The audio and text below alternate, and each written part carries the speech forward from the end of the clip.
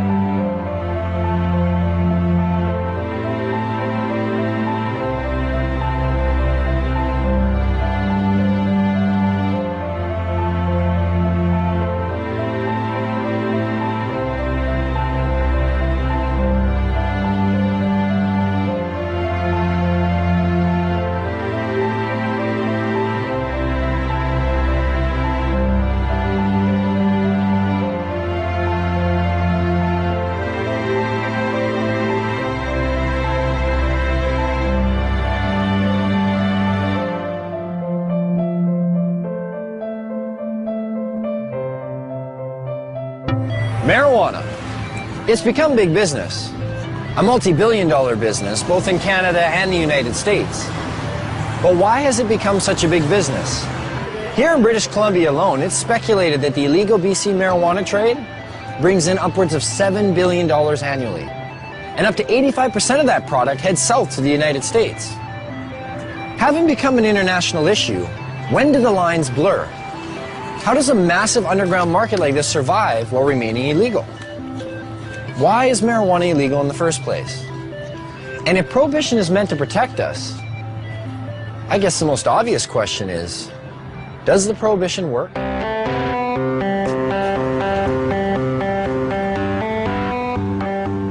If prohibition worked, okay, if you could just wave a magic wand and say, this has gone away, I'd be all over it, you know.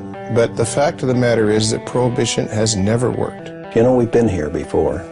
You remember the first prohibition, right? Which was? Prohibition of alcohol. No, I'm talking about the first prohibition. Thou shalt not partake of the fruit of the tree of knowledge. And who was the big cop? And how many people did he have to watch? 2. What are the goals of this prohibition? I assume the goals of prohibition are to reduce the amount of drugs available and to reduce the demand for those drugs. In both instances, cannabis prohibition's an utter failure. Has the prohibition stopped people from using marijuana? You get a phone call and says, I'm from the federal government. I want to know whether you've been using cocaine or marijuana recently. Presumably you might be getting a little bit of an underestimate. In 1937, there were estimated to be 55,000 marijuana users. And now there are estimated to be more than 50 million of them. That's a 100,000% increase. Seems to be quite a few of them. Yes, I'm afraid there are. Whether the drug is criminalized or decriminalized does not affect the rates of smoking of cannabis, either uptake or of discontinuation. So what are the dangers of using marijuana? I don't know. I don't know. Gives you like a rapid heartbeat. Smoker's cough. I'm sure it has some effect on your brain function, memory. I don't know, is there something unhealthy about moving slowly? It's not good for you. You're not fully conscientious of what you're doing. Thicken some membranes in your brain or something. Well, it's been science. I guess I'm being told it's been scientifically proven that marijuana kills your brain cells. That's the one I remember. Marijuana kills brain cells. I thought the same thing. You know, I didn't start smoking pot until about 5 years ago. I thought pot made you stupid. You know, I bought into it just as much as anybody did. I realized when I was like 30 years old that I was tricked. I was like, you gotta be fucking kidding me. 1974, the Heath Tulin study. Ronald Reagan announces, the most reliable scientific sources say permanent brain damage is one of the inevitable results of the use of marijuana. Monkeys pumped full of marijuana, apparently 30 joints a day, had begun to atrophy and die after 90 days. Brain damage was determined after counting the dead brain cells of both monkeys who had been subjected to the marijuana and ones who had not. This study became the foundation of the government and other special interest groups' claim that marijuana kills brain cells. Here's what they didn't tell you. After 6 years of requests, how the study was conducted was finally revealed. Instead of administering 30 joints a day for 1 year, Dr. Heath used a method of pumping 63 Colombian-strength joints through a gas mask within 5 minutes over 3 months. They suffocated the monkeys. What they did is they put these gas masks basically on their face and they pumped pot into it, but without additional oxygen. So after X amount of time, the brain shut down. Well, if you suffocate, the first thing that's going to happen is your brain cells are going to die with lack of oxygen. So what they did is they suffocated the monkey, showed all these dead brain cells, and then went on to associate it by saying that cannabis use causes your brain cells to die. And how many people, not knowing the origin of the study, have gone on to quote it and re-quote it. And now people believe it. Studies since have shown no signs of any brain cell damage. In 2005, new research suggested that marijuana could possibly stimulate brain cell growth. That study hasn't received the same attention. Another common belief? Marijuana causes lung cancer. In the 1999 study by the Institute of Medicine that was paid for by the United States government, they had to use words like may and should cause cancer. We've been hearing for years them trying to say that it causes lung cancer, and we say, really, that's interesting because you can't even show us one case of cancer being caused by cannabis use alone. You definitely have to do it moderately because it does paralyze the cilia, but if it's not radioactive, you're probably not going to get cancer from it. Smoking it can be harmful because of the properties of smoke. Not as a result of anything in the cannabis plant, but because they're intaking heated plant matter into their lungs. People said, well, you don't know, we haven't been smoking it long enough. Look what happened with cigarettes. We've had about 4 decades, or more than 4 decades of experience. If this was going to show up, it should have shown up by now. Finally, a study came out just in the last month verifying that cannabis smoke does not cause cancer. It's different than nicotine. And the elements in the tobacco smoke do cause cancer, and the elements in the marijuana don't. There's no cases of marijuana-only smokers getting brown lung syndrome. There's no cases of marijuana-only smokers getting emphysema. Strange for a plant that's so dangerous. How come none of that? Marijuana is as bad for you or worse than tobacco? Impossible. If they had the evidence, they'd be putting emaciated bodies or emphysema, lung cancer, black lungs, they would be parading them throughout the media. They don't have one. Yet people somehow or other think that it might cause the same thing. In fact, if you look at the straight deaths from substances, a different type of picture starts to appear. The #1 killer in the country? It beat out AIDS, heroin, crack, cocaine, alcohol, car accidents, fire, and murder combined. Tobacco. That's a nasty, dirty thing to say, son. A lovely, pure white cigarette causing cancer. It gets me right here. With an average of 430,000 deaths per year, considering it's a #1 killer, it's interesting to know that tobacco receives government subsidies and is grown with radioactive fertilizer.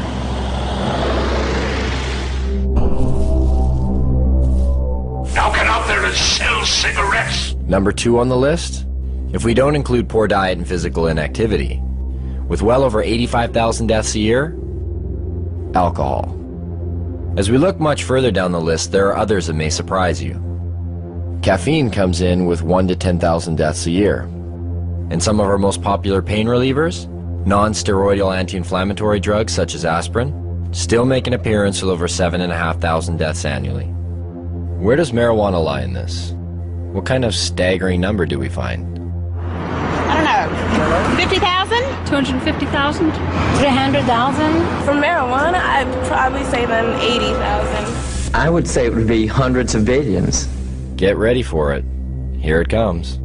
There are no deaths from cannabis use anywhere. You can't find one.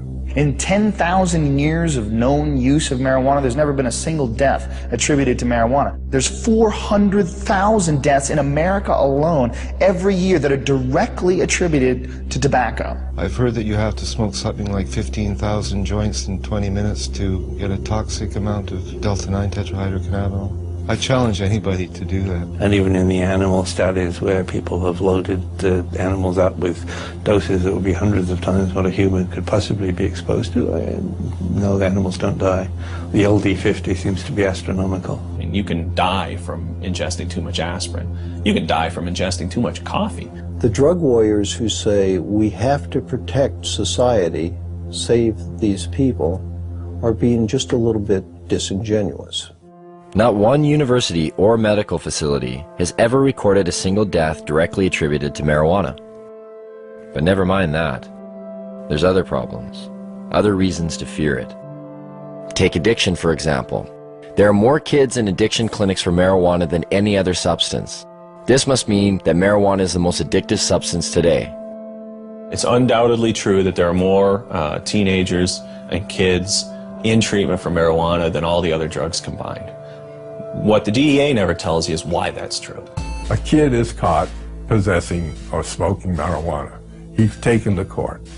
He's given a choice. Either you some horrible penalty, or you go to a treatment center. Obviously chooses to go to treatment, and goes to treatment there, he's considered an addict. But then the DEA gets to point to that stat and say, look at all these kids in treatment for marijuana. God, it must be because today's marijuana is not the marijuana that your parents were smoking. As far as I understand, only 3% of the people in treatment for marijuana are there voluntarily. The other 97% were told to by their guardian or told to by a judge. So you can choose between jail or treatment. And a lot of people choose treatment. It provides no basis for speaking about addiction. Anybody who is at all sophisticated about marijuana would rate them the way two researchers were asked to rate drugs in order of addiction. Nicotine was 1, alcohol was 2, then heroin, then cocaine, then coffee, and then marijuana. There may have been a couple of other drugs, but marijuana was at the very bottom, below coffee. This narcotic, unlike the opiates, the synthetics, and cocaine, is non-addictive. What do you mean by non-addictive? By non-addictive, it is meant that the user of marijuana, when deprived of the drug, will not experience the agonies of withdrawal. It is habituating, but its use can be discontinued. Then what is its danger? It's used as a scapegoat for covering up underlying problems in people, especially young people. Here I am. Don't ignore me. If you use marijuana on a daily basis for a year or so, and you stop using it, you're going to notice some differences, but nothing like the kind of withdrawal people will experience in withdrawing from either tobacco or heroin. But why would the government and the DEA want to put a statistic like that out there? We'll learn more about that later. The gateway theory. Is marijuana a gateway drug? Yes, I think it is. Yeah, I don't exactly know why, but I know it is. It opens a doorway to other drugs. It makes you want to experience more. It makes you feel good. Yeah. People want to experience something else and, you know, have a, I guess, more dreams.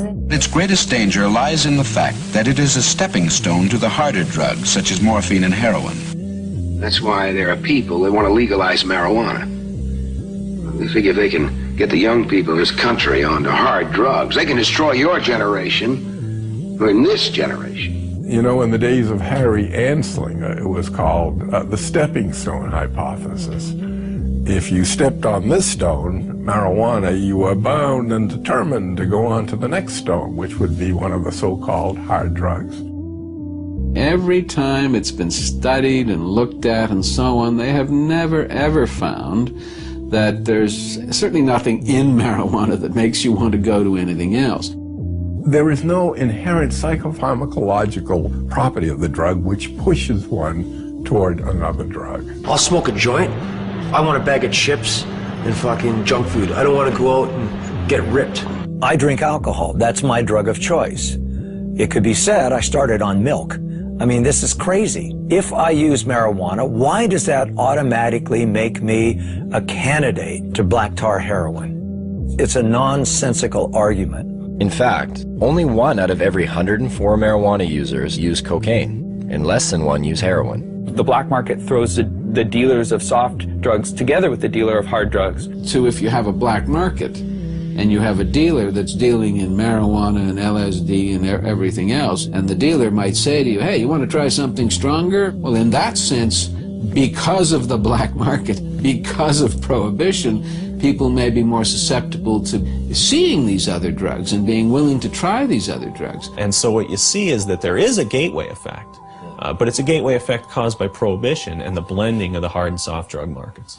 Where does this leave us? Oh, wait. What about laziness? You will be useless to society if you use marijuana. But if that's true, well, there are about 50 million people who smoke marijuana in America, and over half of the Canadian population who've tried it. And yet, both societies seem to flourish. And just look who some of these people are. Stephen Jobs developed Apple Computer smoking pot. Ted Turner developed CNN News smoking pot. Still smokes a joint every day. You go through every musician you like, from the Rolling Stones to the Beatles to Led Zeppelin, they all smoke pot. Snoop Dogg, Willie Nelson. Come on, Bill Clinton, He didn't inhale, man. He didn't inhale. Don't be so naive. Virtually every presidential candidate has now copped to using marijuana at some time in his or her life. A few times in the Army, I tried marijuana. It was not a significant part of my life, I had a senior law enforcement official tell me that in his judgment, up to a quarter of the White House staff when they first came in had used drugs in the last 4 or 5 years. The people that have personality problems and the people that are going to be lazy and going to lose their job, they're going to lose their job anyway. They're not losing their job because of marijuana. That's just a lie. I love Tommy Chong. I think that a lot of the Cheech and Chong episodes that people believed, not knowing that Tommy wrote and directed the movies, thinking that, you know, that's what a stupid stoner looks like. No, actually, that's what a really brilliant creative genius looks like, acting like somebody you think's a stoner. And none of this is borne out in the research or when you look at people who are long-term users and happen to be lawyers, judges, doctors, and, you know, writers. But what about the potency of the drug? Marijuana is dangerous. There's higher THC levels than ever before. Anytime you got a bag of Colombian dope 20 years ago, it was way better than the Mexican swag that you normally got. So there's always been a range of THC in plants, and the fact that we can now grow stuff that's equivalent of what Colombian was 20 years, well, it doesn't mean that we're boosting THC to unheard of levels. It just means, you know, hi, there are some nuances in this discussion that people should be aware of. And I actually think that it's a real stroke of our own ego to think that for the 50 or so years of Prohibition that we've improved upon varieties that have been cultivated for drug use in places like India and such for thousands of years. People say, well, you can abuse marijuana. Well, shit, you can abuse cheeseburgers, too. You know, you don't go around closing Burger King because you can abuse something. I can take a fucking fork and jam it in my eyeballs. That mean forks should be illegal? You know, I could jump off a bridge. Should we outlaw bridges? Let's nerf the world. But what about all the crime and violence associated with marijuana? From beat cop to police chief, I saw ample evidence of the harm caused by alcohol and the absence of evidence caused by marijuana use. And I mean the complete absence. I cannot recall a single case in which marijuana contributed to domestic violence, crimes of theft, and the like.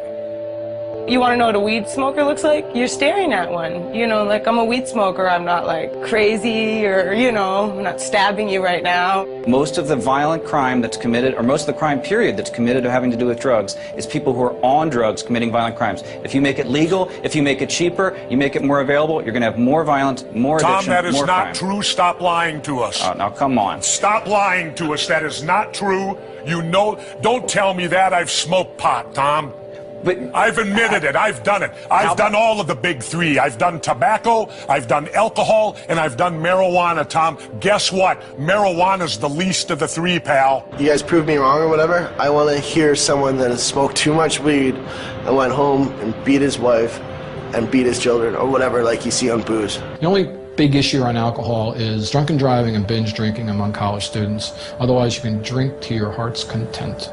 There are far more crimes committed under the influence of unadulterated, if you will, emotions. Anger, rage, jealousy. A lot of our understanding is driven by what's in the paper and on the television and the radio these days, and we get extremes, and the black and white thinking is reinforced, I think, by that. If only there was something to compare it to. Something that was prohibited at one time but is now regulated. So we could see what the difference might be. What could that be? What could that be? Under prohibition of alcohol, everything got worse. Everything. Alcohol prohibition really birthed and gave rise to massive organized criminal groups within the United States. It led to a general disregard for the law and a general disregard for police activity because it was a law that most people didn't obey. Would you have supported the prohibition of alcohol 75 years ago? Well, I'm glad you brought up the alcohol example. I mean, as a governor, you must have known firsthand the cost of alcohol. I hear this argument a lot of times, like alcohol. That isn't what I asked you, Tom. I asked you a specific question. Don't give me spin. I said, would you have supported the prohibition of alcohol 75 years ago? I don't think I would have. Why? Because alcohol, for better or worse, and a lot of times for worse, it's a close call, is a long entrenched and ingrained part of our culture and our society. I mean, you go back thousands of years, the first writing is about alcohol, the Bible, everything else. It's really hard to reach in Tom, wait and a pull minute. this out of society. Let me inject something then. If you believe that God also made the marijuana plant, I'm talking about society. I'm talking about our culture and our society. You just said the Bible. Alcohol poisoning went up by 600% during Prohibition. There were more speakeasies in large cities like New York City under Prohibition than there are taverns and liquor stores today. Sure, one can point to alcohol as being a continuing social problem, but we don't have people shooting each other over alcohol. When alcohol was prohibited, people lived at that time to know the difference between prohibition and non-prohibition. They could see that the prohibition of alcohol caused the emergence of gangsters and the underworld that took control of these substances. Alcohol then was no longer in their control. Could this be the same for marijuana? It strengthens organized crime, without a doubt, because you have to be a criminal to sell it. It's that simple. This brings crime into it. That's why the benefits and the ability to make money is so huge in it. Weapons were used to intimidate people, and we've seized approximately 50 weapons, sawed-off shotguns, and most of them are loaded. Where's all this competition we've heard so much about? You call these prices low? Marijuana is just a weed, and marijuana is worth more ounce for ounce than gold. You don't find legal commodities, you know, at $200 an ounce. You don't even find them at $200 a pound. Heck, most things are $200 a ton for corn and grain and barley. That's why when you walk 10 pounds of marijuana across the border into the United States, it becomes worth 20 pounds. You create an artificially inflated value for that drug that is so huge that people decide it's worth murdering people in order to control this market. I think the Fraser Institute called cannabis prohibition a gift of revenue to organized crime. But what do growers and dealers think of this? Would you like to see the government in the future legalize marijuana here in BC? Stealing money from us? I know I wouldn't like to see it legalized. The government would control and regulate the product, and that could potentially hurt a lot of people in the industry. How can you compete with factories have perfectly rolled out doobies? They'd perfect it, and we'd all be out of money. It makes for strange bedfellows. You've got the police and the high-level drug dealers both agreeing that we should maintain this prohibition. Well, when you got high-level drug dealers saying prohibition is good, you might want to scratch your head a little and think, well, shoot, why would they want to continue prohibition? I can't imagine why a grower who's making $150,000 or $300,000 a year would ever want to see marijuana legalized. I mean, the last thing a grower wants is sensible policy. The madness continues and they continue to get rich. You know, Betty, I'm going to bring this up at the business meeting tomorrow. You make the penalties stiffer? You know what? Good. For those people who are not getting caught, price goes up. See, so not only do we allow them to tell us how much drugs are going to be supplied, the potency of those drugs, who they're going to sell it to, where they're going to sell them, just to make sure they get it all right, we let them keep all the profits. So you've got essentially a Wild West. You've got an unregulated market in which anything can happen. It certainly may work for things that people generally accept, but if you try to prohibit something that's in demand, that the people want, then it's pure folly. And without control, it's hard to regulate areas of concern, like keeping it out of the hands of our children. There have been some studies that suggest heavy sustained long-term use from adolescence to adulthood has the potential to exacerbate symptoms of those with a genetic predisposition for schizophrenia. And although there is strong evidence that refutes this, it does lead one to question, could there be a better way of deterring children from using, rather than letting dealers decide what age is appropriate? For the last 10 years, our children across the United States have said that it's easier to buy illegal drugs than it is to buy beer and cigarettes. It's harder to get beer because you have to go through a regulated establishment that's going to check ID, that's going to have those safeguards in place, that isn't just going to sell it to you because you got 40 bucks in your pocket. Guy down on the street corner, he doesn't want to know how old they are. He don't want to see an ID. He says, show me the money. And if they get the money, it doesn't matter if that child is 4 years old. They're going to get the dope. If you can't control the sale of the product, how on earth are you going to keep it out of the hands of kids? Could we be the creators of what we now see as some of our biggest problems? Have our solutions been prelude to our worst fears? You know, the use of the criminal law for the basis of public health is a wholly bad idea, no matter how you cut it. It doesn't work. You cannot legislate morality. One person can say it's immoral to legalize it just as much as someone can say it's immoral not to legalize it. It doesn't get you anywhere. You have to have a rational policy debate by talking about the consequences. Now, I've had young people tell me that, well, your generation had a martini and that was your crutch, and why can't we have our own kind of crutch? You know what? Why don't you be a generation that doesn't have to have any kind of crutch? It's a lot easier argument. If you just say, oh, it's immoral, then you don't have to debate why it is that alcohol kills so many more people than marijuana, or why it is that tobacco takes 7 years off your life and we can't establish that marijuana does anything particularly. If people do drugs and they commit crimes around those drugs, they should in fact be punished. But you can't punish someone for something that hurts no one. We should legalize marijuana, tax the hell out of it, and put every dime back into the healthcare system. Taxation and legalization? Doesn't that seem a little extreme? Wouldn't it be better to just decriminalize? The distinction is simple. Legalization of marijuana makes it a product that is legally available to adults. That doesn't mean that there's unregulated distribution, unregulated sale, and unregulated use. The decriminalization of marijuana still makes it an offense. You're not going to go to jail for it under a decriminalized model, but society is still saying no, no, no, no. It doesn't address the problems of organized crime, and it doesn't create a situation where you have retail sales. Decriminalization is just kind of a goofy concept. To say that it's legal to own something, to use it, to possess it, but not to produce it or sell it, just seems like this illogical position, because where did this stuff come from? It's the worst of both worlds. Sends out an incredibly bad message. It should be controlled like alcohol, like tobacco.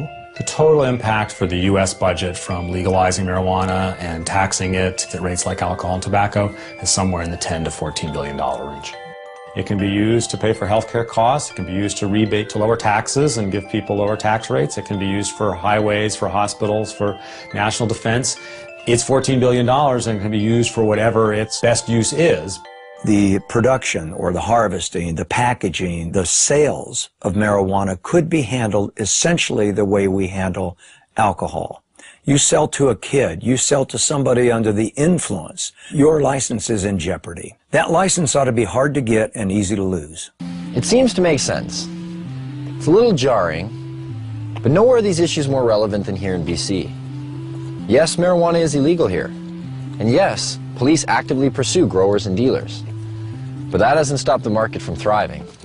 It's believed that the illegal BC marijuana trade industry employs anywhere from 90 to 150,000 people. And the product is now known around the world. It's even been given its own name. BC Bud. Bud. BC Bud. British Columbia Bud. I don't know what you are meaning. BC Bud? BC Bud. You guys know what BC Bud is? No. You guys know where British Columbia is? No. Yeah, Isn't it in Britain? Britain? No, it's in Canada. When I say BC is famous for Pot. weed and hippies. Mountain, sea. Marijuana. I used to think of the beachcombers back in the days, but now I just think of that BC Bud. Do you know what BC Bud is? No. Oh, it's really well known. BC Bud is bud that comes from British Columbia, and that's why they call it BC Bud or Beasters. Dude, you got the Beasters? Yeah, I got the Beasters, which means you got bud from BC. You know what the word grow up is? I'd say it's pretty common knowledge here what a grow up is. People do them in their houses or in their basements. I'm surprised it's not in their dictionary. A grow up is something that happens inside somebody's house, like one of our friends or something, and they just grow weed inside their house. Do you know anybody that's growing marijuana? I don't, well, no. Kelowna. My hometown. With a population of only 100,000, Kelowna is said to house well over 1,000 grow-ups. A police officer stated in the local paper, if they were to bust one grow-up every day for a year, they would still be nowhere near getting rid of them. And Kelowna is not alone. Where are they in BC? They're everywhere. They're in every single corner of the province. There is no community in the province that doesn't have grows and hasn't had an increase in grows. But the fact is that there's thousands and thousands and thousands of grow-ops all over British Columbia. And the most common thing you hear when they rate a grow-op is from the neighbors is, I had no idea they were growing pot on my street.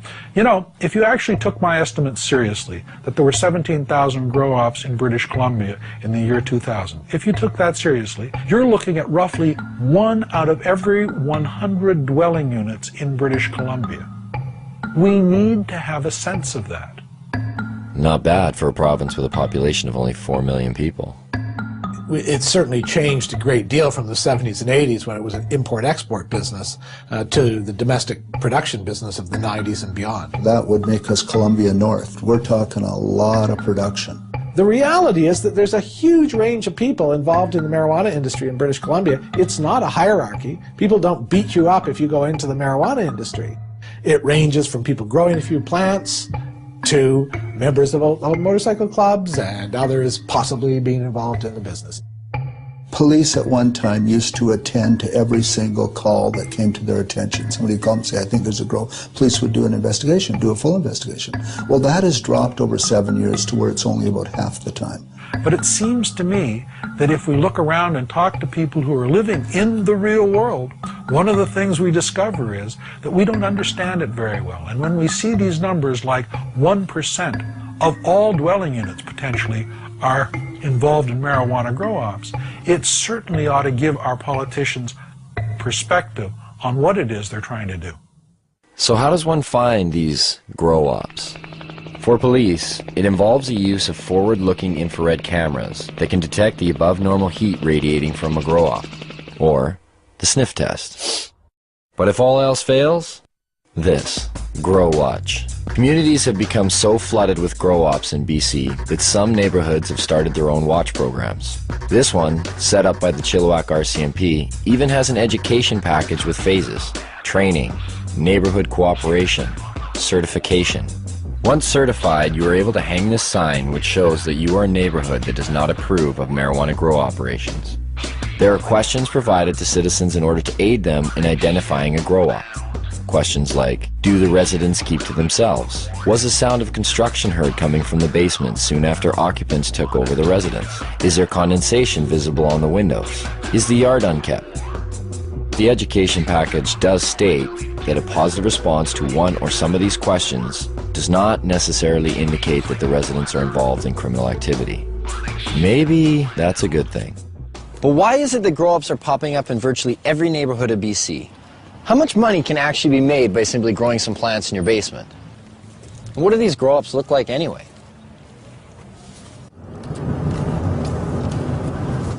We finally got a grower. Right now we're driving to meet them. It's around 8 lights. It's not a huge show. This is what they use for clippers and stuff like that. When they hire clippers to do a show, you put these on, and if people are looking from the outside, it just looks pretty much like you're wearing sunglasses. But when you're on, I mean, I can't put them on right now because I'm driving. Won't be able to see. This is everyone's getting glasses. Director, thanks. Other producer. Where's my phone? We just wait for the phone call, so we'll keep in line for when this comes to. Oh, I see a vehicle pulled up. Maybe that's them. Hello? Okay, so put the glasses on. Okay. Now, can you tell them we're just gonna have the camera running, but we're gonna have the lens cap on? Is that cool? Okay. Yeah. No. Hey, Diggs, we're gonna have the camera running, but we're gonna have the cap on, so there's no video. Shit. Yeah, just do it. Just keep it on. Just put the cap on. How you guys feeling? Feel that heart rate increased? So you're coming back to? Yeah. All right. Okay. Good. You want the camera? Yeah. Cool. You're not feeling motion sickness? Oh yeah, no, I'm feeling sick. You know, we're just gonna hold people's arms and kind of guide them inside. Yeah. That's what I was saying, so I don't fall on my face here.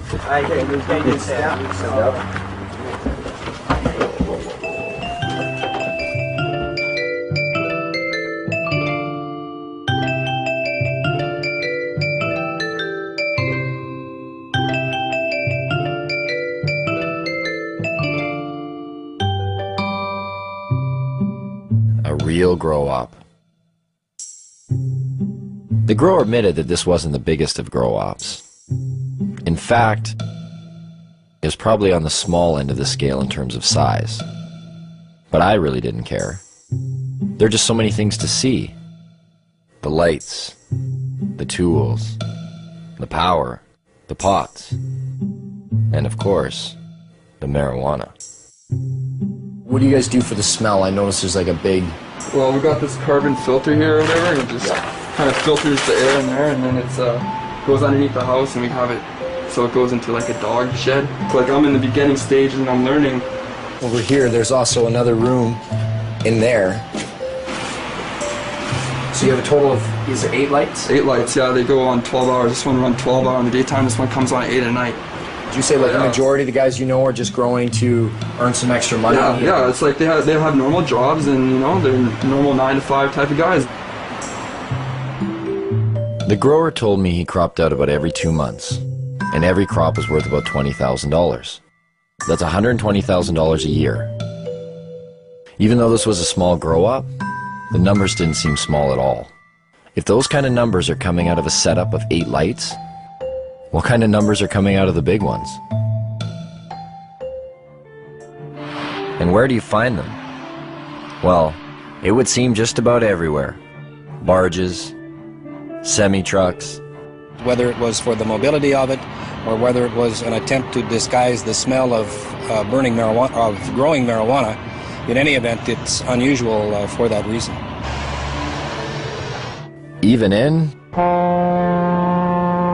train cars? Yes, it seems as though even our beloved caboose cannot escape grow-up fever.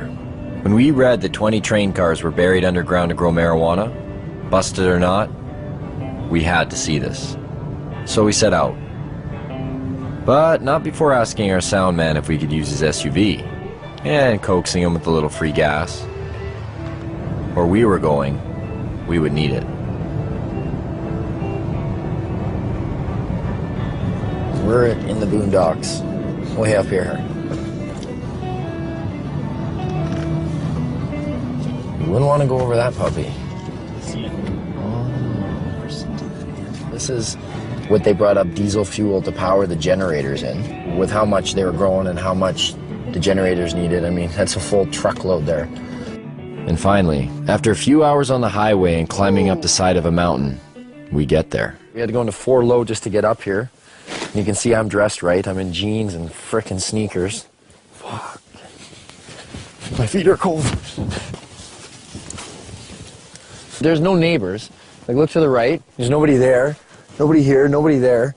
I mean, I imagine they're probably laid this way. They've been obviously following you, like where you're getting your diesel, where you're getting the tanks, where you buy 10 train carts, where you buy 150 lights. These are diesel pumps, and it looks like there's still diesel leaking in these things here. This is how you got down there. Just want to make sure it's okay to down here. I feel like I'm going into a cave. All right, watch your feet there. Not as cold under here. About 8 train carts down that way, I'm guessing. So I can even see to the end, and then 2 deep. Each one is 2 deep. Down here, 2 deep. Down the next one, 2 deep.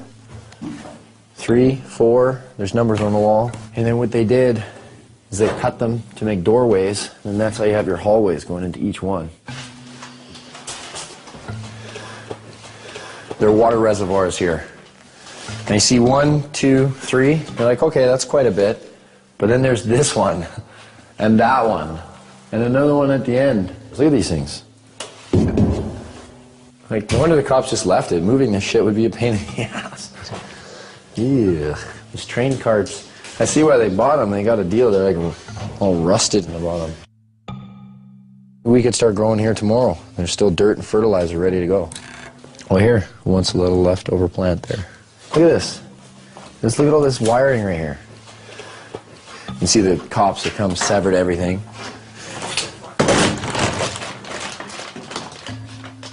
What are those chains for? Chains are where they were hanging the lights. The reason why they use the chains because then they can adjust the height. You know what? Actually, you want to get me to run all the way down to see how far away I am? So I'm going to go to the end here and just show you how deep this is. And this was all filled with plants. Whoa. I'm at the end. Now I can hardly see over there, it's just like lights to me. This is how far away, like to give you an idea just how big this is. Oh, it's a trek just to get back to where you guys are. And you're gonna see a lot of repetition because here it goes again. Bang, all the way down. When it said in the paper 20, it's got to be 10 long and 2 deep each one, because then you get your 20 carts. Man, I wish we could have seen that while it was still rolling. That is crazy. You wouldn't know there's a law here. Check this out. Cannabis Day. An actual day dedicated to marijuana. And take note, this takes place on one of the busiest high-traffic blocks of BC's largest city, Vancouver. Marijuana? It's everywhere. Consumed and sold in every imaginable way. Pipes, bongs, joints, baked goods. It was hard to imagine that nearly every person attending this event was breaking the law, and yet no one seemed to care. The police were there, but not to bust people. They held traffic for the band to play for Cannabis Day. Now they went back to their side of the street. Sure, no problem, brother. No problem. Complying with the 5-0. One of the organizers told me that in all the years this event has taken place, there's never been a violent incident, except once, by a man who's believed to be under the influence of alcohol. We heard there was a jazz festival happening at the same time on the other side of the block. It wasn't doing quite as well, but there was one group doing all right. Right up there, as you can see, is still Cannabis Day going on, but right here, not even a block away, is a church retreat, and they're selling donuts. I was like, well, what do you guys think about the rally? And they're like, we need to pray for them.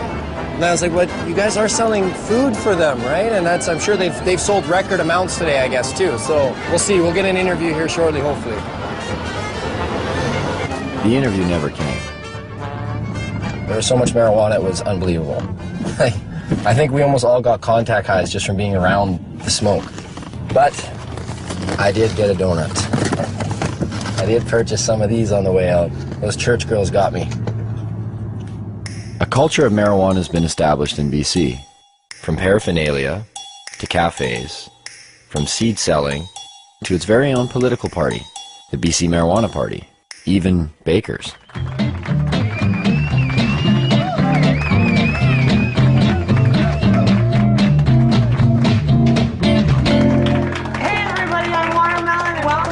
Vaudeville cooking show, Baked and Baking, where we're going to revolutionize the cooking show and we're going to let you guys in on the action. Meet Watermelon Girl. She's made a name for herself as BC's only drug-dealing, nudist, comic, pin-up baker. Did I get all that in? She was arrested for selling her cookies down on Wreck Beach. A nude beach. Is this for real?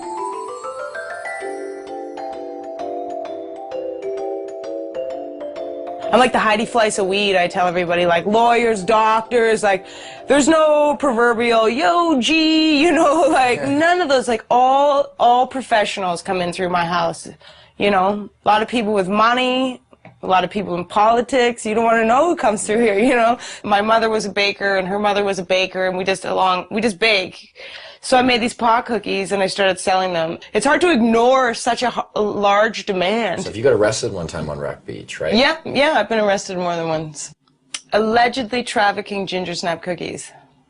Allegedly trafficking ginger snap cookies. So I'm assuming not regular ginger snap cookies, right? The one with right. Snap crackle pot. But even the judge is like, uh-huh. You know what I mean? Like he's seen violent crime after violent crime, and then along comes the cookie girl. Cops are supposed to come and remove undesirables from communities, and I clearly was not an undesirable person in my community. Like, somebody else needs cookies.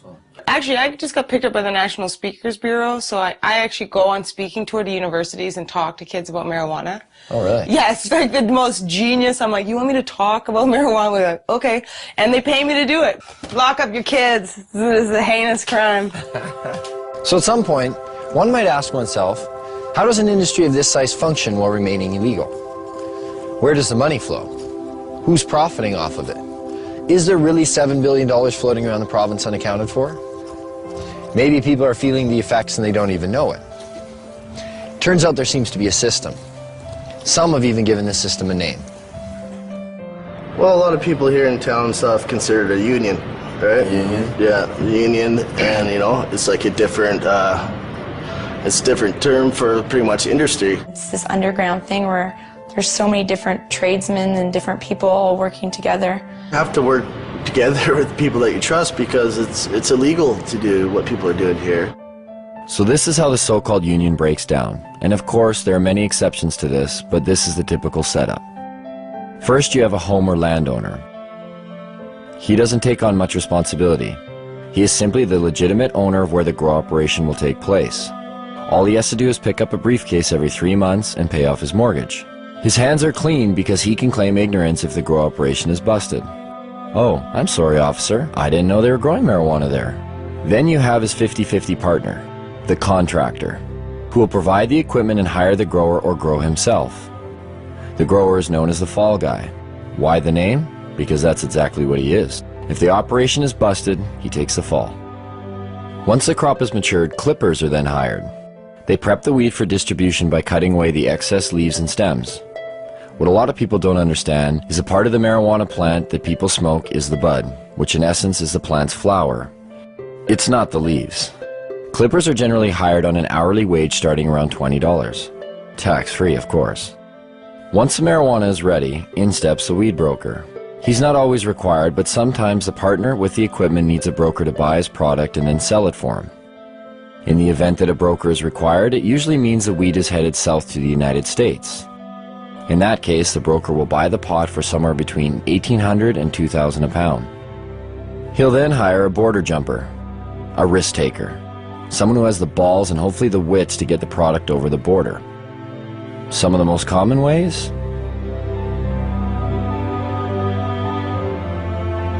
The border jumper's fee varies with each trip, but they're always well paid. Once the product has reached the broker's U.S. connection, it will earn about $3,000 a pound. The farther south it goes, the more it makes. If it manages to make it all the way out east to areas like New York, the price is driven even higher, somewhere between $3,500 and $6,000 a pound. Stricter laws demand higher prices and in turn provide more profits. In Miami, 7 to 8 pounds of BC bud will trade for 1 kilo of pure yayo. Cocaine. That in turn makes its way back up to Canada.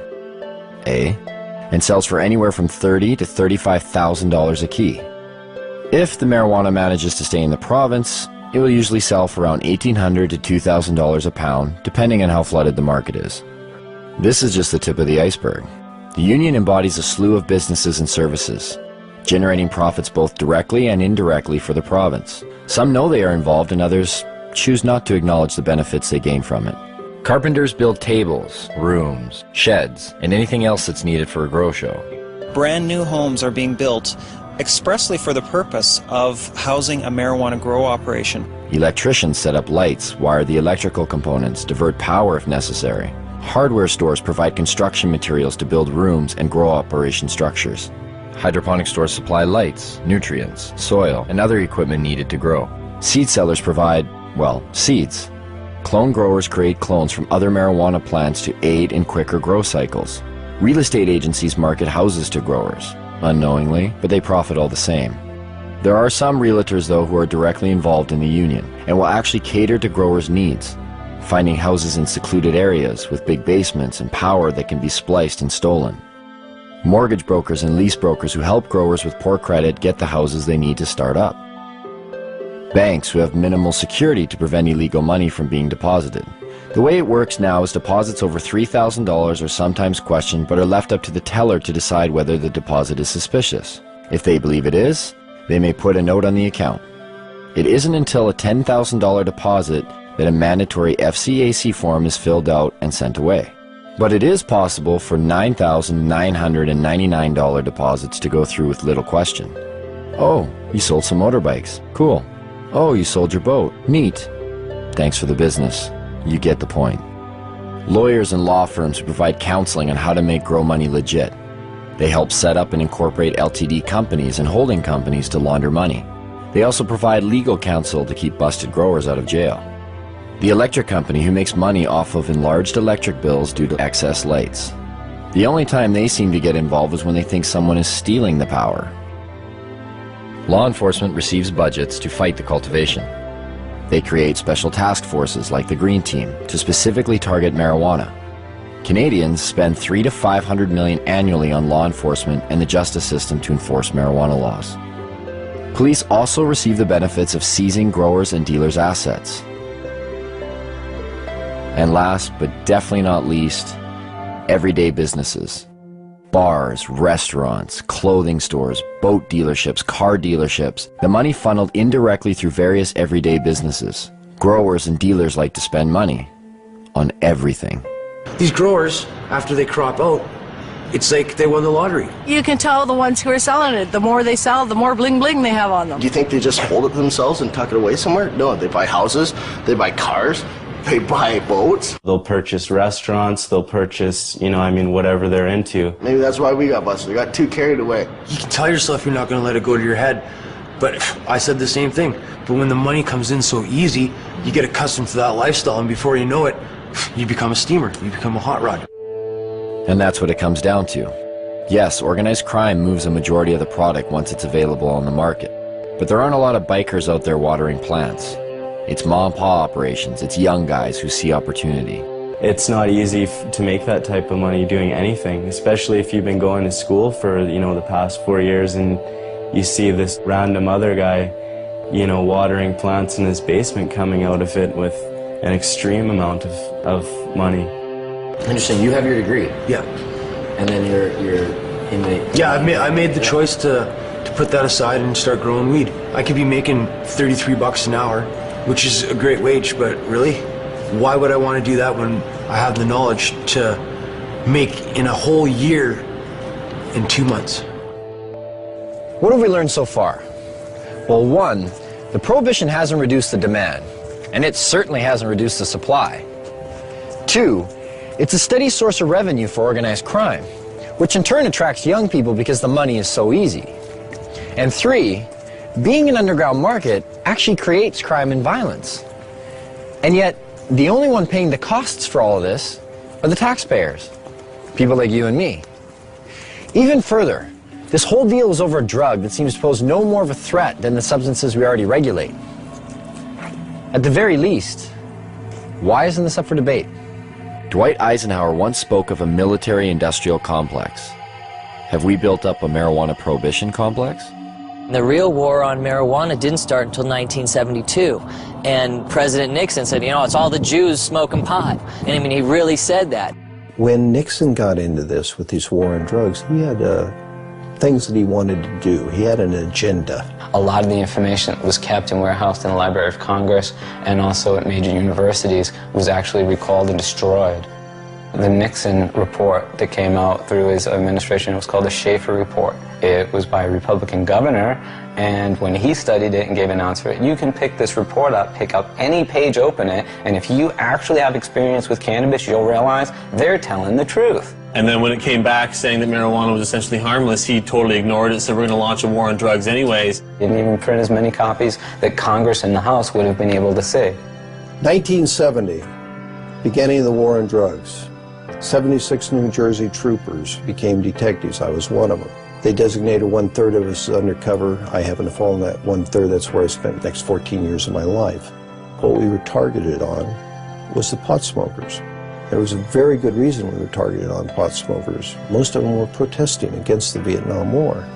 Now, if you could arrest that whole group of people because they were smoking pot, you didn't have to have a Vietnam War protest, which Mr. Nixon thought was a pretty good idea. So when President Nixon declared the civil war that we're living in right now, the drug war, in 1972, it was really a war on marijuana. It really didn't kick in until the 80s when Reagan, took over his presidency of the U.S. Ronald Reagan, he said, these young people, they get together, they read books, they smoke marijuana, and they talk.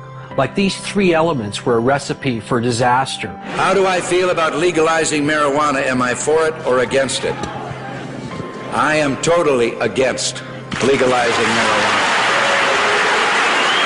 make no mistake, in the U.S. government, the focus of their war on drugs is cannabis. The focus of their rhetoric is cannabis. It's certainly used as a poster child for all drugs. When you see an ad for drugs, it's always the marijuana leaf that goes up. It's almost like a religious jihad, more powerful than going for the gusto. Causes people to think. When people think, they question. They question things like, say, the war in Vietnam, or race separation of blacks and whites like they did in the 30s in the jazz clubs, or women's rights, or the Gulf War, or oil wars. It's real simple. You put your loafers on, you put your black socks on, you get in your car, you have your briefcase, you say hi to your neighbors, he mows his lawn just like you do, and things keep moving along in the same direction they always have been. That's why marijuana laws exist. There are, in my opinion, people in government at all levels of government who know that it's not a winnable war, and yet they continue to pursue it. Acceptance of drug use is simply not an option for this administration. Often we go to debates and it's a police officer debating us. Okay, the police are supposed to enforce the laws. They should not be arguing for or against laws. That's not their job. Well, what is their job? Is it to enforce laws that exist on the books, or to determine the policy of the laws that are made? The way to justify the policy is to create a lot of fear and then spend a lot of money combating that. Quite frankly, if you took the using population of all the other illegal drugs combined and you eliminated cannabis from that equation, there wouldn't be a big enough drug problem in either this country or the United States to justify the massive expenditures that go towards fighting the war. The amazing thing is the small amount of enforcement that is necessary.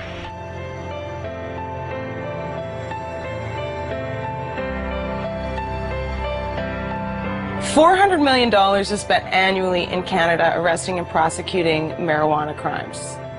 The total budget in Canada for all drugs is $500 million. That means 4/5 of the drug budget goes towards arresting and prosecuting marijuana users, leaving 1/5 for crack, heroin, coke, crystal meth, the date rape drug, whatever. The drug enforcement industry is big business. It's self-perpetuating. It relies on taxpayer dollars. And so it's an endless battle that the DEA doesn't win. They participate in. It's like doing a big budget movie, you know. You get $30 million to do a movie, and then the movie comes out and it doesn't make any money. But someone made $30 million. Every once in a while they'll show a guy, you know, posing beside a big bunch of marijuana, you know, this is the DEA money at work. It'd be like asking loggers about saving trees, you know what I mean? This is where their mainstay of their cash flow comes from. The campaign will continue until every available known plot of marijuana has been eradicated. We've got to live with it, doing the best job we can. Even if it's a bad job? We're all carrying a pretty impossible load, Miss Gibson. There are many, many police officers, however, who believe that it ought to be legalized, regulated, and controlled.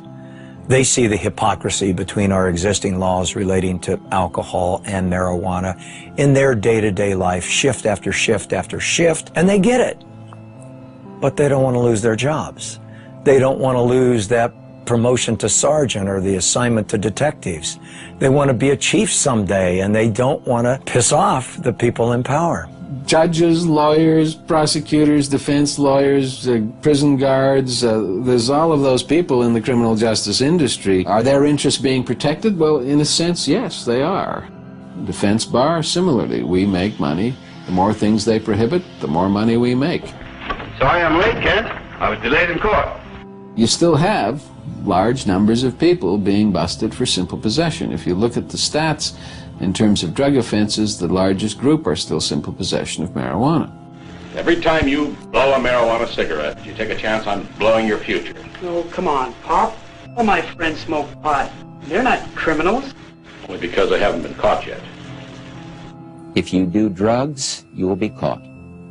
And when you're caught, you will be punished. 750,000 Americans every year are charged with pot possession. That's nearly 1 million people, and whether you go to jail or not, your life is in serious trouble. And that number of annual arrests for marijuana now rivals the number of arrests for murder, rape, robbery, and aggravated assault combined. You will never get over a conviction. A conviction will track you every day for the rest of your life. For instance, do you remember that guy that used to smoke but didn't inhale? Former President Bill Clinton. This is not a big issue with me. I never even had a drink of whiskey till I was 22. Now, if Mr. Clinton handed me that marijuana cigarette when he was standing in a circle with us, it wouldn't matter whether he inhaled or not. He would have become a dope dealer, wouldn't he? Just like all those other people that went to jail. Never to be an attorney, much less the President of the United States. But the marijuana laws protect us. They make our lives safer.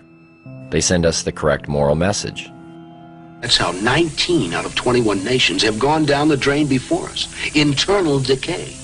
The breakdown of moral, ethical, and religious principles. If you've been caught, a young person in the U.S., with so much as one marijuana cigarette, you can't get a loan or grant from the government to go to college. If you've been convicted of murdering somebody or raping someone, no problem. You go right down, they'll give you the loan. I guess the message is it's okay to rape and murder and pillage, just don't smoke a joint afterwards. First thing that John Ashcroft did after 9/11, sent out a strike force to take down the LA Cannabis Buyers Co-op. That really helped national security a great deal. And what else helps national security? Taking down top criminal targets. In 2003, the US government put aside money to do just that. $25 million for the head of Osama bin Laden, $15 million each for the whereabouts of Uday and Qusay Hussein, Saddam's sons, and a $12 million budget to go after one of the most dangerous men of all, this man.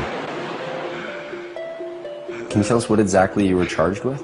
I was charged with conspiring to sell paraphernalia. Operation Pipe Dreams was a brainstorm of Attorney General John Ashcroft. The internet has been illegally utilized to sell these illegal products and to facilitate large illegal businesses operating in the open. A sting operation that busted people for selling paraphernalia to a particular county in Pennsylvania where they were willing to prosecute. Because there's two states, Pennsylvania, Iowa. Void were prohibited. Well, it was prohibited to send it to Pennsylvania and Iowa. A man like yourself that is, an established actor, comedian, you're not a criminal. Like, why do you think they targeted you? Well, because our movies were #1 rentals in America. What our movies did was really show the hypocrisy of the pot laws. In fact, when I went to jail, they had it in the transcript that our movies have influenced children for 30 years and will continue to do so forever. Therefore, I should go to jail. You got to remember, they were going into Iraq, and they needed some diversion as far as headlines go. And they equated the billion-dollar paraphernalia business with aiding terrorists. This was a legitimate company paying taxes. I was just the face on the bone. They charged me. I had nothing to do with the company. I never shipped anything to anybody. It wasn't even his company. He just loaned his name to it. 51 people were arrested under Operation Pipe Dreams. Only one person, Tommy Chong, went to jail. But if I didn't plead, they threatened my son and my wife. Tommy stands up and volunteers to go to jail, says, yeah, okay, that's my paraphernalia. Leave my wife and kid alone. He's protecting his family. What kind of force was used on the day you were arrested? There's over 20 SWAT team people, visors, automatic weapons, helicopters overhead. They had news trucks, Fox News trucks outside. They had the media on the ready. It was a photo op for everybody. They asked, do I have any drugs? And I said, yeah, I got pot, and they wanted to know where it was, so I told them. They said, well, it's not really a drug bust. I said, well, then what are you doing in my house, Then they said, it's about bongs. We're bringing down all the bong companies in America. And with Tommy safely behind bars for 9 months, the United States drug war reset its sights, this time across borders. In downtown Vancouver, just outside the US consulate, a bunch of people had gotten together and were having a rally for this guy named Mark Emery. He had evidently been selling seeds, marijuana seeds, to the wrong people. let me tell you, the DEA wants me because I am very good at what I do. Well, obviously, I'm the most dangerous man alive. Like, really. Like, no wonder I'm facing life imprisonment without parole for something that no one's ever gone to jail for here in Canada. No one's ever gone to jail for seeds, not even for a day. Mark and 2 of his employees are facing life in prison in the United States. Not Canada, the United States, for selling marijuana seeds over the internet. Vancouver police came in here with a warrant for an extradition, but we were taken then to North Fraser Correctional Center. Correctional Center of the year 2002. Beautiful facility. Mark Emery has gotten in the face of the United States. The U.S. sees Mark Emery as a major political threat to its anti-cannabis agenda. In a press release from Karen Tandy, head of the DEA, she said that this is not only the end of marijuana trafficking, but it's a blow to the marijuana legalization movement. I gave just under $4 million away over 11 years to Supreme Court challenges, ballot initiatives, political parties, you know, drug addiction clinics. Well, if you're the DEA, who the hell do you think you're going to go after first and foremost and as viciously as you can do it? I think they even admitted it themselves when on the day of the raid, the DEA announced, you know, he's a legalizer. We're shutting down one of the biggest legalizers. The legalization movement won't have a pot of money to draw from. Ha ha ha ha. Mark Emery has never gone to America and sold a seed. He does it all from here by mail order. And it's akin to Canadians ordering, you know, a machine gun from somewhere in America. It's against the law, and if we receive it here in Canada, they come and arrest us for receiving the machine gun. They don't go to America and say to Colt, "Hi, we're arresting you because you sent a machine gun to someone in Canada." No one's been sentenced to any time in jail in the history of Canada in 35 years. We've had this law. 2 people, me and Ian Hunter in Victoria, were fined. There's all sorts of seed businesses still open. Mark's the only one out of about 50 retail cannabis seed businesses in Canada that's been charged. Mark has been paying the Canadian federal government taxes on income he has made from selling seeds. The government relied on the existence of these internet seed sellers so that patients who had qualified for medical marijuana exemptions, who were bugging them for seed, were being directed to these internet seeds, and Mark Emery specifically in some cases is the place to get their seed. It puts Canada and our government in a very difficult position because they've either got to hand over a Canadian citizen to a foreign government for activities that were entirely done in Canada, for which our own government, our own police are not willing to charge him. If the Canadian authorities who rubber stamp this shit think that what I've done is so bad, then charge me. I should be tried by a jury of my peers. I'm not about to be tried by my peers at all. I'm about to be tried by foreigners. At 420, a time synonymous with smoking marijuana, everyone lit up. And for those who didn't have marijuana to light up, again the police were close by, and again they didn't seem to care. One officer mentioned she was bothered by the smell of the smoke. It was kind of confusing. How could we be sending Mark Emery to prison for life in the United States if even our own police aren't finding it worth their while to bust people smoking it right in front of them? That's not the only thing that's confusing. The marijuana that's consumed in the United States, how much comes from Canada? I don't know much about Canada. I don't either. Maybe 20%? I'll go with 35. 35%? And a quarter. 50%. 50%. I would say about 60%. 60%? 70%. Yeah, 70-80%. At least 80% of it. Ooh, I don't think it's all that much. Most of it is here.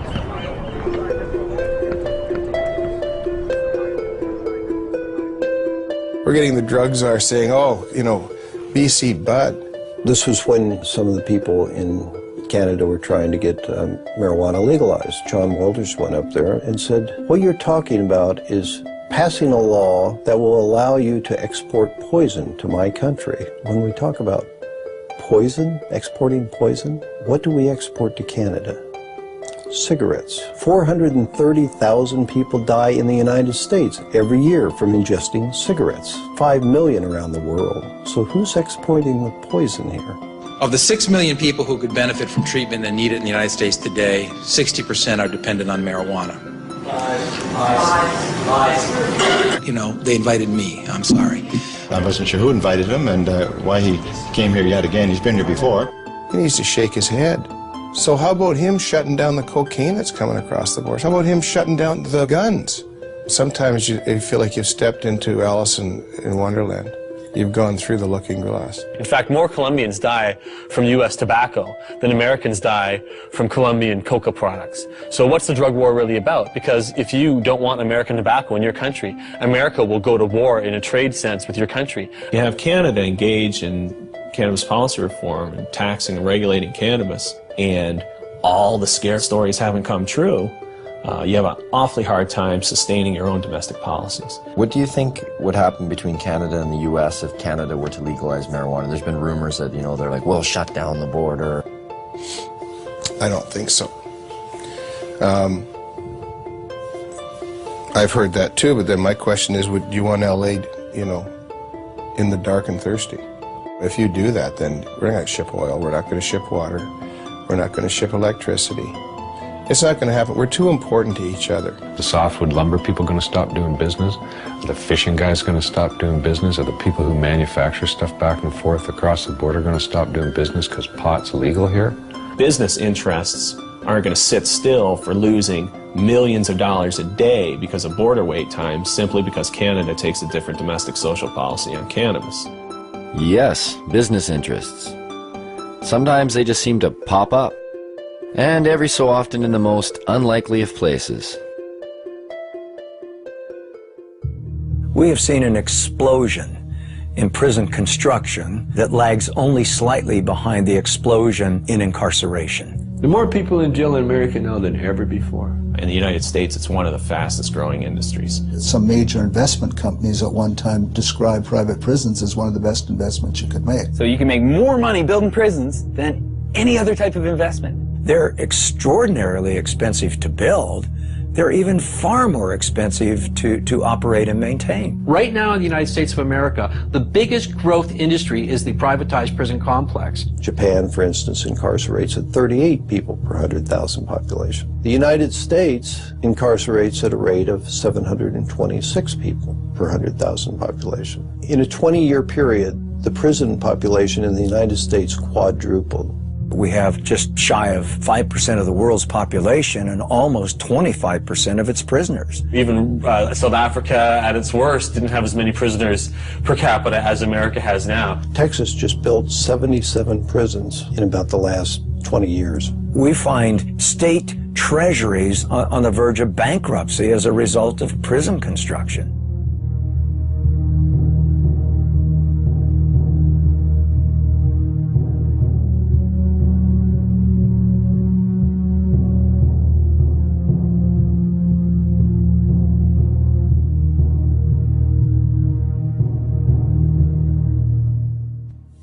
Some think there won't be room for them in jail. We'll make room. We're almost doubling prison space. Some think there aren't enough prosecutors. We'll hire them, with the largest increase in federal prosecutors in history. In the late 80s, there were about 5 privately run prisons in the United States. By 2005, that number had reached over 260. As soon as you've accumulated a certain amount of capital from building prisons, you can start investing that in ensuring job security, ensuring there'll always be more prisoners around to require more prisons. We have private prisons? What the fuck is that? How did that happen? How can you profit over people going to jail? That's scary. That's a bad, bad sign. Our society is in deep, deep, deep trouble if nobody's looking into that. Correctional guard unions have become powerful lobbying groups, pushing for longer sentences on less serious crimes. California's has become one of the most powerful in the state. The California Department of Corrections budget rose from $923 million in 1985 to $5.7 billion in 2004. Between 1977 and 1999, overall local and state spending on corrections across the country grew 946%, almost 2.5 times the rate in which spending on education increased. And prisons aren't the only thing money is being spent on. There are millions of drug tests per year. There's money to be made on that. It's huge. It started off with people saying we really need to test people in dangerous occupations. Things like police officers should be tested, pilots in airplanes. Then somebody said, well, our athletes, we should probably test them for drugs too. Then somebody came along and said, well, it's not just the professional athletes. How about the athletes in colleges and high schools? They need to be tested too. And then they thought a little harder and they said, well, suppose we just test everybody that goes out for an extracurricular activity. That should be constitutional because they don't have to do that, you know. So now if you want to join the chess club at school or the French club, you got to pee in a bottle. Now they're pushing to make laws to test all children at school. All the studies show this doesn't have anything to do with whether kids use drugs or not. So it looks to me like this has a lot more to do with the money that's being made for drug testing. Can you imagine how much money will be involved if we can randomly test every child in school? A lot of these places that have been urine testing have refused to continue to do it because the only thing that these urine tests are finding is marijuana. The other drugs that people take dissipate from their systems fast enough to not be found.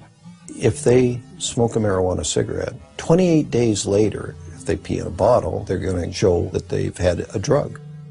But if they use a hard drug, heroin, cocaine, methamphetamine, in a long weekend, nobody can tell that they've used that drug. So what does that say to our young people? It says if you don't want to get caught, don't use the soft drugs, use the hard drugs. It's not just urine anymore, it's hair and saliva.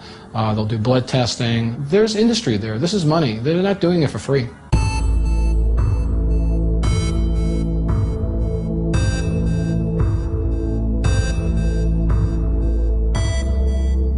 The most profitable industry in the United States is pharmaceutical. Dollars involved is just staggering. Could it really be? Has medicine really become that profitable? The fact is it has. In 2005, U.S. prescription drug sales rose 5.4% to $251 billion, and global pharmaceutical sales rose 7% to $602 billion. Now, why would pharmaceuticals be threatened by a plant? The answer may be as simple as one word: natural. Because a significant amount of research to date has confirmed or suggested that marijuana in its natural state is still the most effective form. Can you imagine a world where you or I wouldn't have to pay for certain medicines? After dealing with about 10,000 patients over the last 15 years, I would say that over 200 different medical conditions respond favorably to cannabis. It appears to have benefits that we never ever knew about. Glaucoma, epilepsy, muscular dystrophy, arthritis, multiple sclerosis, wasting syndrome, nausea, chronic pain, depression, anxiety, hepatitis C, cancer, chemo, AIDS patients. Is there a product out there today that provides as many medical benefits as cannabis? No. It remains an unutilized major resource. The way to riches in the pharmaceutical industry is to have a drug which can be patented. Cannabis is problematic right from the start because it's a multi-molecule drug. In 1930, it wasn't possible to patent plants, and that's the reason that pharma never picked up on this, because by synthesizing and owning compounds, that's where the profit motive comes into the pharmaceutical industry. The patent in the United States lasts for 20 years. Well, you can charge whatever you want at that time, and that's where you make the killing. There's no money to be made off natural plants. If you can use a natural medicine that you can grow in your own home, which costs pennies to use, you're going to do that. You need water and dirt. Not only that, you have that plant forever. Prime motivation behind any drug company is to make money, and as much money as possible. They're corporations, and corporations, everybody knows that it's like that diffusion of responsibility thing. There's so many people working for corporations that they lose their humanity. So those are potential customers for these pharmaceutical companies that are not there if they're using a natural plant. It's unlimited. You grow more, you get more medicine. Pharmaceutical companies don't want you growing your own medicine. The government supported a small drug company by the name of Unimed to take a synthetic THC, tetrahydrocannabinol, and to put it into capsules to be used as a oral medicine. This became Marinol. This THC in Marinol is exactly the same 21 carbon molecule that's in herbal marijuana. But it's not the same as medical marijuana. It's not a crude mixture of things, and there's no guarantee that you get the same results. You can make a synthetic delta-9 tetrahydrocannabinol in a test tube. It'll have exactly the same number of atoms and the same arrangement. But how in the test tube can you put the electron spins together, the subatomic quirks and quarks, if you like, of that compound in the same way that a biological enzyme system will put it together? It can't happen. In the case of a synthetic compound, if it's only an ingredient from the cannabis, they can formulate that as a drug and make a lot more money out of it. We're confused that if, you keep hearing that there's no scientific proof to medicinal benefits of marijuana, why are there drugs like Marinol on the market? Why do they even exist? Well, that's part of this double talk about it. If we take and change it a little bit so you believe it isn't marijuana, then it's okay. It's a great medicine. They're trying to make marijuana into medicine because it is medicine. Why did the government actually grow marijuana? I mean, the government has had marijuana programs that existed since the 70s. It's impossible for me to believe that the government even believes their own propaganda. What I do believe is this, that you can fool some of the people some of the time, and they're doing an excellent job of that. And for all the claims of these drugs being a more viable medicine because there's no high, we check some of the side effects. For Marinol, dizziness, feelings of exaggerated happiness, drowsiness. Last time I checked, those were signs of getting high. If it is indeed side effects of marijuana that are preventing the pharmaceutical world from accepting marijuana as a viable medicine, then they better start paying more attention to the products they've been marketing for years. Every year, prescription medicines kill over 100,000 people. The pharmaceutical industry has been excellent at convincing the public that they need their potions. If you watch any kind of commercial for drugs, they're always using the third person. For example, where does a headache come from? It comes from out there somewhere. Don't sell the steak, sell the sizzle. How many people in this country alone are addicted to antidepressants? How many people who are on antidepressants really have imbalances, and how many of them just got off of a bad relationship and they're depressed? It seems to be acceptable to give people something as long as you're wearing a white smock or you've given them a legal prescription. Doesn't matter how deadly the particular drug might be in terms of side effects. What we call modern medicine is actually alternative medicine because it's highly experimental, it's often dangerous, often toxic, and it kills a lot of people. To me, it's crazy. There's a lot of stuff out there that'll affect you in different ways. Look at aspirin, heroin, both invented by Bayer. I thought heroin came from opium seeds and Just natural effect of opium, you keep making it more and more concentrated? No, you have to add certain chemicals to it and tweak it a certain way. It doesn't just come from opium itself. What was heroin made for? As a cure for morphine addiction and coughs. Heroin, the sedative for coughs. Pseudoephedrine. That's the main ingredient in methamphetamine, is to cure the cough, the cold. If you get a cold, oh, I think I'll do some meth. When you look at it from a large perspective, like, what's weed? Even Francis Young, the DEA's own judge, who took medical testimony for over 2 weeks, made this statement. Marijuana, in its natural form, is one of the safest, therapeutically active substances known to man. Yet, despite this, and the ever-mounting number of real-world patient success stories, cannabis remains listed as a Schedule I narcotic. Under that category, marijuana is classified as having no known medical value.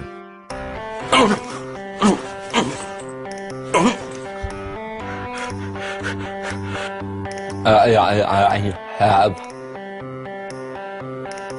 multiple sclerosis. Hold on, don't wait. When we first met Greg, his shaking was so severe that he informed us that he would need a few puffs of marijuana in order to participate in the interview.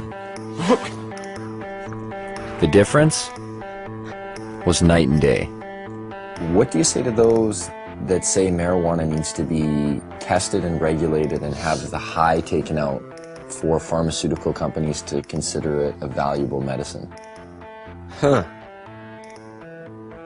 That's a pretty, and I only mean this as a measurement, as to how much it is actually a pathetic thing to say. I mean, just look at me. Is it not blatantly obvious that I have just enjoyed however many tokes? I look happy. Greg has been using marijuana for years and stated to us that he's never experienced any negative effects. I'm never, I need my marijuana. That's stupid. It takes away my discomfort, let's call it. It does enhance my very being. Where do you think you'd be if you didn't get to smoke it, like dealing with your pain?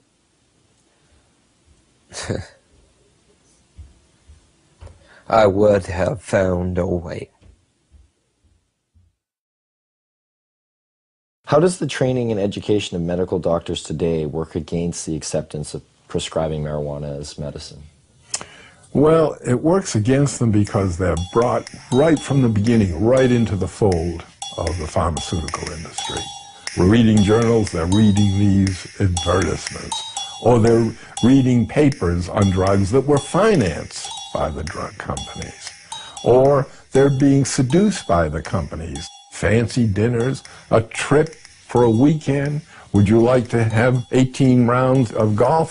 And some of them get outright money from the drug companies. I've met doctors who said when they first came out of medical school, they didn't know what to do. It was really overwhelming. They had live patients in front of them who needed help. They were very happy to have representatives tell them what medicines would be best for their patients. So doctors have a bias toward the products of pharmaceutical industries. They do not readily accept the idea that a simple plant or herb may be useful. I don't know if they think it's hocus pocus. I just think they don't feel that there's the kind of testing that they're used to. That's the problem we have. What I try to impress upon these people is we're trying to put the science into it, and yet some people are very resistant to even attempts to do that. All of the funding is coming directly or indirectly from the drug companies, and these people obviously, for obvious reasons, are determining the agendas. Now think of the lobbying potential behind the most profitable industry in the United States. Think of the power. And do they get their way?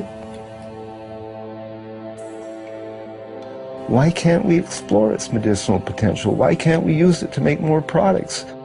To myself and people involved in this business, it stopped making sense a long time ago. The common response is really the medical marijuana is a stalking horse for legalizing it.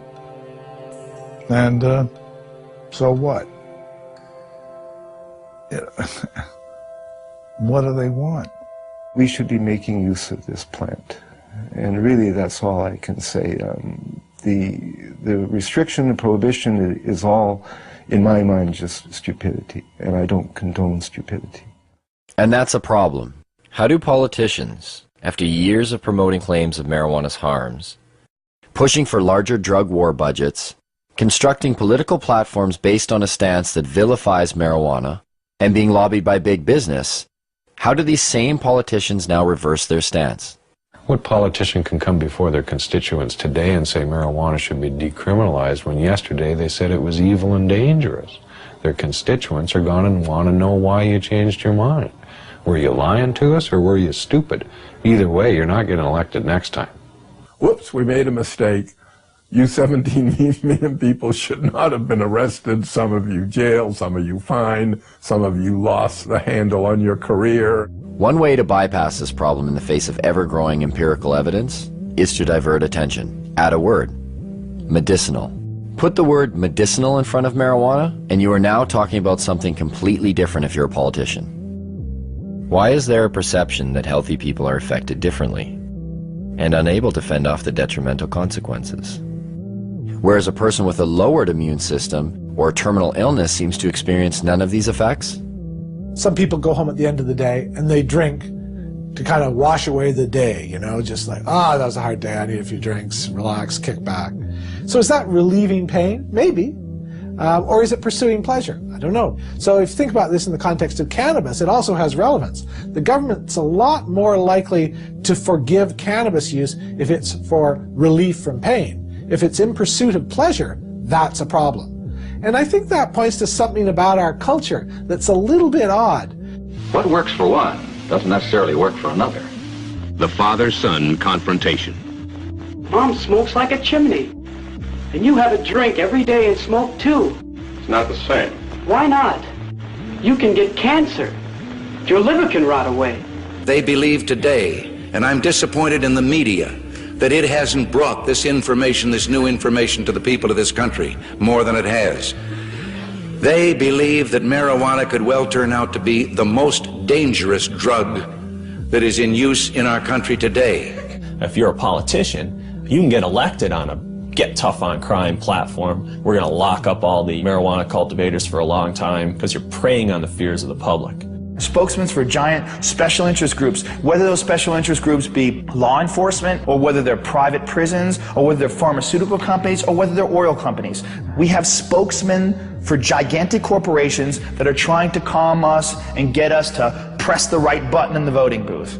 Everybody that gets in has their own agenda. They're beholden to their own lobbyists, so they don't go in and check the work of anybody before them. That's not their job, because God forbid somebody come in there and check what they do afterwards. I understand why politicians may be reluctant to act on their principles, but our politicians need to read their own polls, because this is one of those cases, and it happens a lot in life, where the people are ahead of their leaders.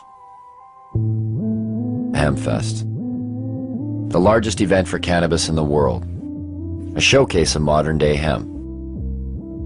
Sure, they used the stuff 70 years ago, but what good is hemp in a world like today? A world that appears to have everything it needs. It opens a whole new market. It opens a whole new market on every level. You can harvest off the seeds, you can harvest out the inner pulp and the long stem fibers. The fiber itself is the strongest natural fiber in the world. All the clothes I'm wearing today for this interview are hemp. All the clothes I actually always wear are made out of hemp. Been so since probably '94 when I realized I could buy clothes made out of organic fibers that lasted longer than cotton. You can eat hemp seeds and it contains all the essential amino acids and fatty acids. It makes fuel. You can make biodiesel out of it. Hemp is an excellent source for biofuel. When you grow hemp for fuel, every crop unleashes a huge amount of oxygen into the environment. And in fact, the same amount of oxygen that you lose when you burn it off, you gain back. So it's a closed cycle, ending the greenhouse effect. There are so many hundreds of strains of industrial hemp that you can grow hemp almost anywhere in the world. Not everywhere in the world, but almost everywhere in the world. So just that alone makes it a resource for fuel. That is the solution, is to stop using fossil fuels and nuclear energy. Stop using them entirely, and using wind and wave and sun more, and these biofuels. People will get it, especially as the gas prices go up. It's the highest quality paper there is. I mean, it's archival quality. The words tree-free paper don't make sense to people. Hemp paper that you find in the museums that are hundreds of years old haven't even yellowed. To supplement the wood, we could solve the deforestation problem. Why isn't it cost effective to use hemp versus the forest industry right now? The simple answer is because you can't grow the hemp in the United States. As far as human beings are concerned, it's probably one of the most useful plants ever, if not the most useful plant ever, and it's illegal. Industrial hemp is not a drug, though it is of the same species as marijuana.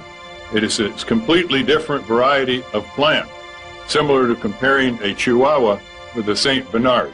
You can't get high from industrial hemp, but you can get high from marijuana. This is the only industrialized country in the world that doesn't grow industrial hemp.